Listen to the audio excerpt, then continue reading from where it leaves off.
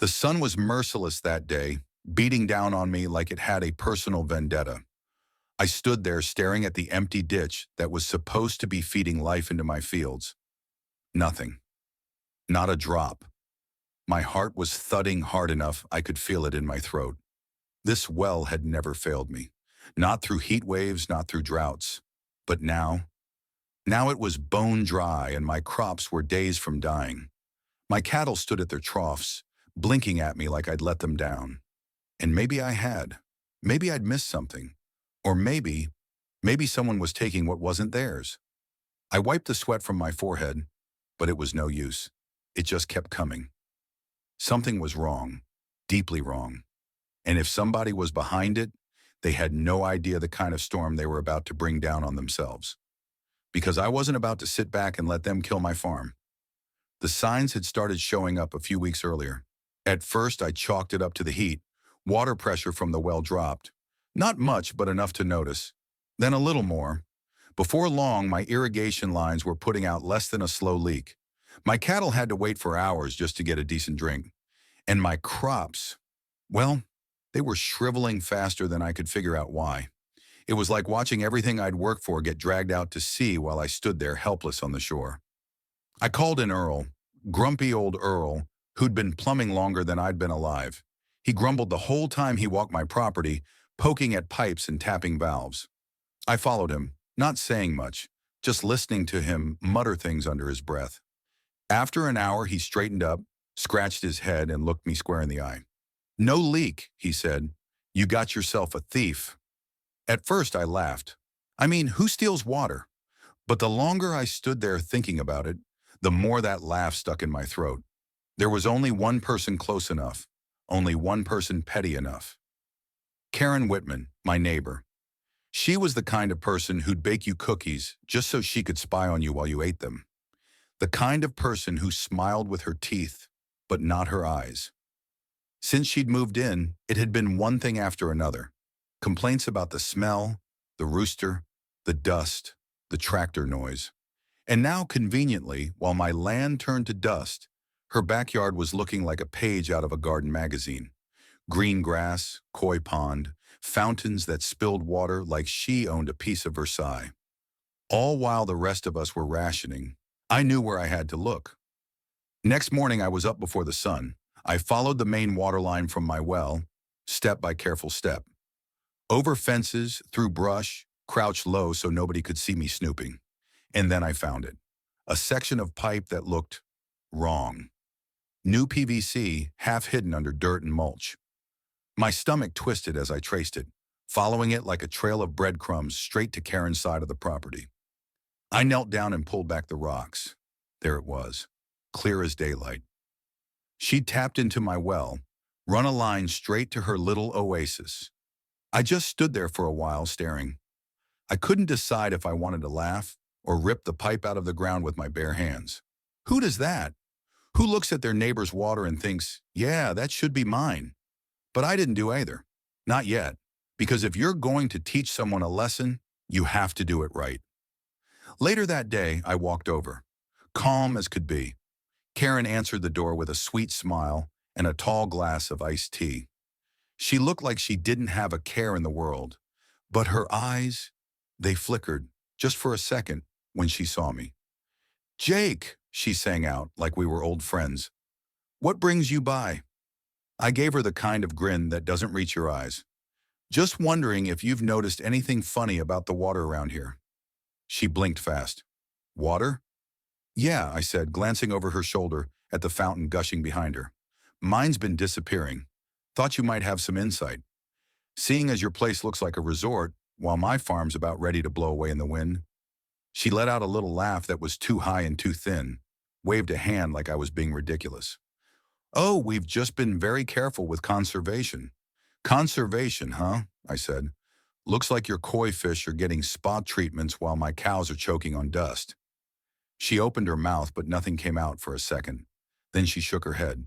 "I don't know what you're implying." I let that hang there. Then I smiled.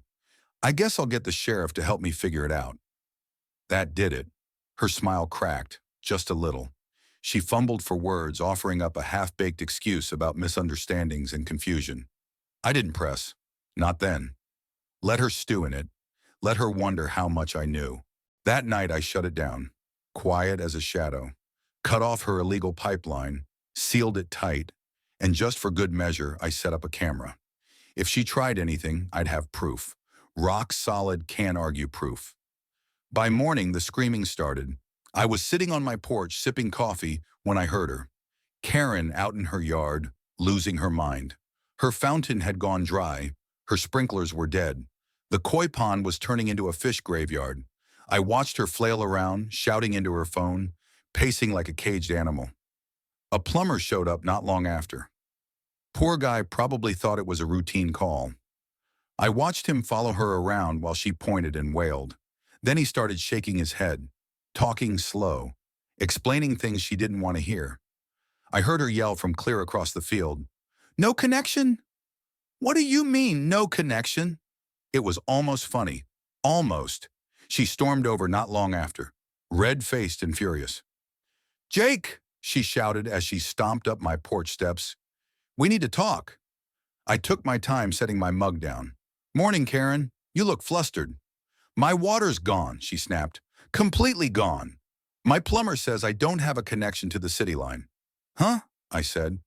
Weird. She clenched her teeth. Did you do something? Me? I blinked. Why would I do something? She was nearly shaking. My koi are dying. My lawn is dying. Do you have any idea how much my property is worth? Or was worth? I shrugged. Reckon it's worth less now? Her jaw dropped. This isn't funny, Jake. No, I said, it's not. You stole from me. She froze. That's a ridiculous accusation. I pulled out my phone and tapped the screen. Showed her the footage, the pipe, the connection. Clear as daylight. She went pale. You can't prove I did that. Don't have to, I said. It's on your land, your backyard, your benefit. Karen swayed on her feet. Then she laughed. A nervous, strained laugh. Okay, let's not get dramatic. Maybe we can work something out. I let the silence stretch. She cleared her throat. How much? That got a real smile out of me. 5,000 ought to cover it. For now. Her eyes bugged. 5,000? That's robbery. No, I said, that was you. This is justice. She paced, muttered under her breath. Finally, she agreed. Transferred the money by the end of the day, still grumbling as she did. But it wasn't over, not by a long shot. The HOA found out soon enough. Word spread fast. They slapped her with a fine of their own. And the neighbors? Oh, they talked, they laughed. Every time she walked by, heads turned. The woman who'd tried to play queen of the block was now the neighborhood joke.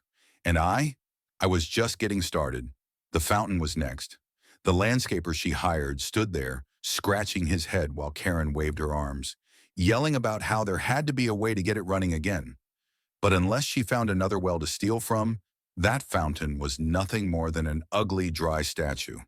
By the end of the week, it was gone, hauled out by the same landscapers who probably took half her bank account with them. And now, where there used to be this ridiculous three-tiered monstrosity, there was just a bare patch of dirt.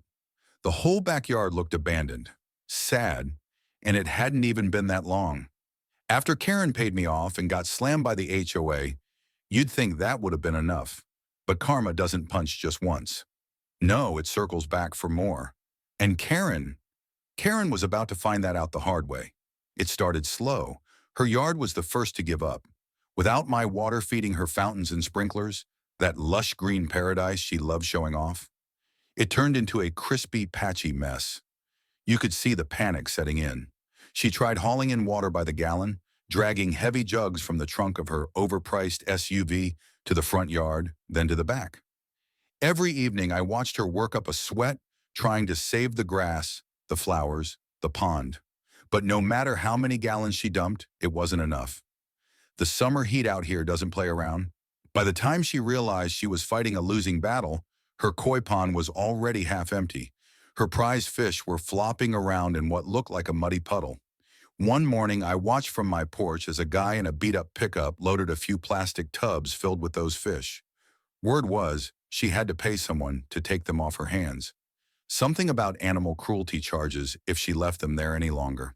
It was a bad look. And around here, a bad look turns into a reputation you never shake. I'd see her sometimes in the evening, standing there staring at it all, like she was hoping if she looked long enough, it might go back to how it was. But things don't work like that out here. Once something's dead, it's dead. And if things weren't bad enough, the HOA hit her with another blow. A new regulation. No homeowner was allowed to dig or install underground water lines without permission. Permits, inspections, fees, everything locked up tight, and everyone knew exactly why they did it. Karen was their cautionary tale, the reason for all the new rules, and she hated it. You could see it in her face every time someone mentioned water regulations at a meeting. It was like watching someone chew on glass. But Karen wasn't the type to go down without a fight. She called an emergency HOA meeting, tried to rally support, made some speech about fairness and neighborly spirit. It was almost impressive, the way she acted like the victim. Almost. But nobody was buying what she was selling. Not after what she did. People sat there stone-faced. A couple even smirked. One guy joked about adding a Karen tax for anyone dumb enough to pull a stunt like hers. She stormed out before the meeting was even over, slamming the door behind her. After that, things got quiet. Too quiet. A few weeks later, the for sale sign showed up on her front lawn. No surprise there. She was drowning and everyone could see it, but the market wasn't on her side. Nobody wanted to buy a house with a yard that looked like a dust bowl, no water features, and a history with the HOA. Especially not at the price she was asking. She held out for a while, kept the sign up, kept smiling at open houses like she wasn't desperate. But we all knew. We all saw. The only offers she got were lowball ones. People like me. Farmers who didn't care about koi ponds or fountains. Karen hated that. Hated the idea that someone she thought was beneath her might end up owning her house. She held out for as long as she could. But the longer she waited, the worse it got. Her yard turned to dirt. Weeds took over the flower beds. The paint on her porch railings started peeling. Without water, without attention, her dream home was falling apart. She tried. I'll give her that. She dragged hoses out on the few legal watering days, sprayed down patches of grass like it would make a difference. But it was already too late. Then came the final straw. One morning I noticed a moving truck parked out front. At first I figured she finally found a buyer. But as the day wore on, it became clear. She wasn't selling. She was leaving, packing it in, cutting her losses. I watched her movers haul box after box out of the house. Fancy patio furniture, designer rugs, things she'd bragged about during neighborhood parties. Gone. She didn't knock on doors. Didn't say goodbye. Just loaded up her life and drove off without a word. And when the truck finally disappeared down the road, Karen was gone for good. Her house sat empty for months. Weeds grew tall. The place got dusty and sad, the way abandoned homes do. The once perfect lawn she'd bragged about was a field of brown dirt and yellow weeds. People stopped by to look, but nobody offered much. Too much work to fix. Too many fines to deal with. Until one day someone bought it. Me. I didn't need the house. Didn't even want it. But there's something satisfying about closing a loop, about finishing what someone else started. I bought it for a fraction of what she was asking. Signed the papers without blinking, and when it was mine, I walked through it like I was inspecting a trophy. Out back, I stood where her koi pond used to be, kicked at the dirt where that ridiculous fountain once stood. It was quiet, peaceful, no rushing water, no smug neighbor flaunting what didn't belong to her. I grabbed a hose from the barn and let the water run, slow and steady, right where it was supposed to be. On my land, on my terms. After everything, it felt right. Full circle, and that's how it ended. The water war was over, and I'd won. Not just the fight over stolen water, over respect, over what's right. Karen thought she could cheat her way into some kind of victory, but in the end, she lost everything. I got my water back. My farm thrived. And Karen, well, last I heard, she moved 3 counties over, trying to start fresh. But you can't outrun your own mistakes. You live with them.